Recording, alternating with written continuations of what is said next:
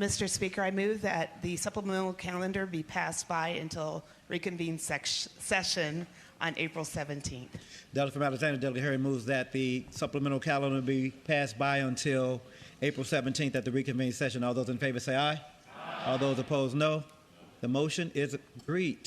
Mr. Speaker, returning to the category of House bills in conference, now that it's past 4:30, House Bill 29 is legislation to amend and reenact various portions of the Acts of Assembly of 2023, which appropriated the public revenues for 2 years ending respectively on June 30th, 2023 and June 30th, 2024, and also includes legislation affecting amending the code. Mr. Speaker, this conference report has been is available to the public. It's been out for 48 hours, and House Bill 29, that conference report is now before the body. The delegate from Prince William, Delegate Torian.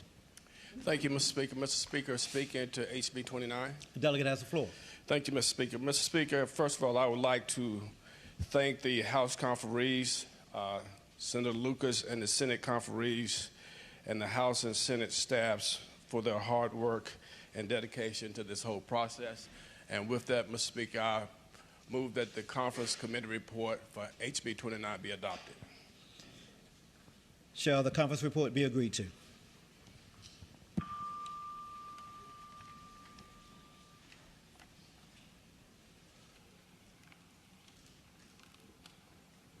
Clerk will close the roll. Ayes 62, noes 37. Ayes 62, noes 37. The conference committee report is agreed to. And finally, Mr. Speaker, same category. Next bill, House Bill 30. This is a bill for all appropriations of the budget to provide a portion of the revenues for the 2 years ending respectively on the 30th day of June 2025 and the 30th day of June 2026, as well as making amendments to various portions of the Acts of Assembly and including amending and reenacting portions of the Code of Virginia.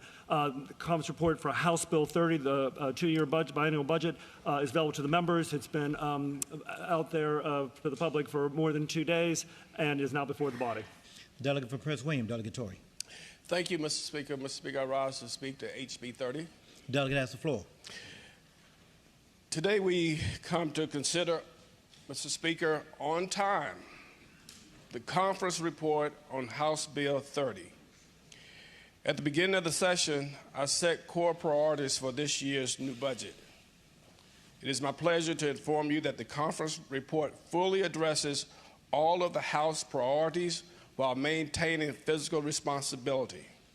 In fact, Mr. Speaker, 34% of the spending in this budget is for one-time purposes, and for the first time in years, the second year of the budget is funded solely with second-year revenues. This means we are poised to enter the subsequent biennium with no unfunded commitments.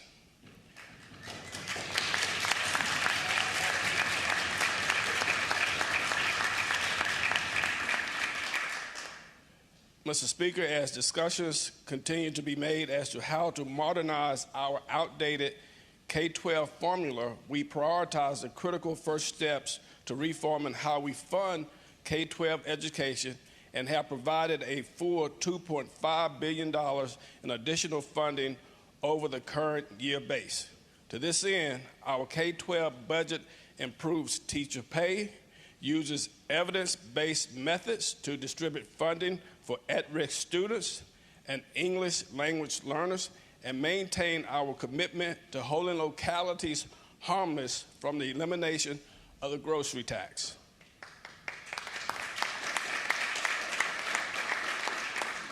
Together, these actions ensures that all students receive the support they need to succeed in life.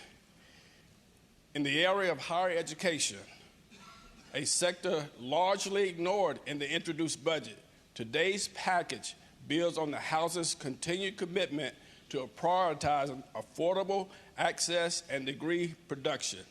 It includes $205 million over the biennium to allow institutions to limit in-state undergraduate tuition hikes and increase degree production in high-demand fields. Also included is $80 million of financial aid to help Virginia families overcome the physical roadblocks to achieving a college degree. Mr. Speaker, I strongly believe it is our responsibility to adequately pay our public employees. The House has provided significant raises in recent years. Continuing in this vein, the conference report includes 4-year 3% raises in each year of the biennium for state and state-supported local employees.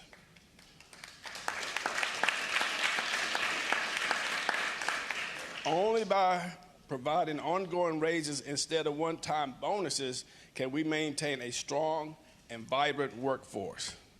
Mr. Speaker, in the area of health and human resources, which remains one of the most critical areas of needs in the Commonwealth's budget, I am pleased that the introduced budget allowed an additional 3,440 waiver slots, but unfortunately, simply providing slots does not guarantee services.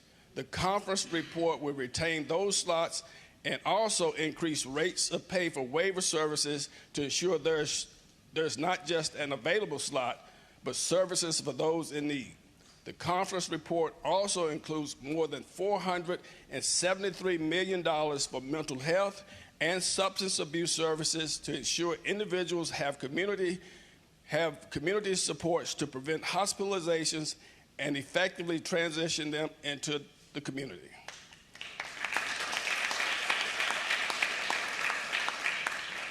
Because of high carry forward balances in recent years, we have been able to fully fund our capital programs with cash.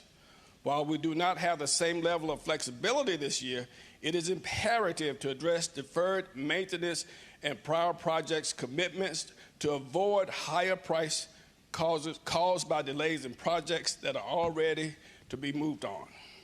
The conference report has $1.8 billion in general fund support capital, including only $385 million in debt, well below our already conservative debt capacity. As importantly, this dedicates $1.4 billion in one-time general fund cash to one-time activities, thus helping maintain the structural integrity of the overall budget. Mr. Speaker, with that said, I proudly request that the conference report be adopted. Delegate from Roanoke, Delegate McNamara. Thank you, Mr. Speaker. Speaking to the bill,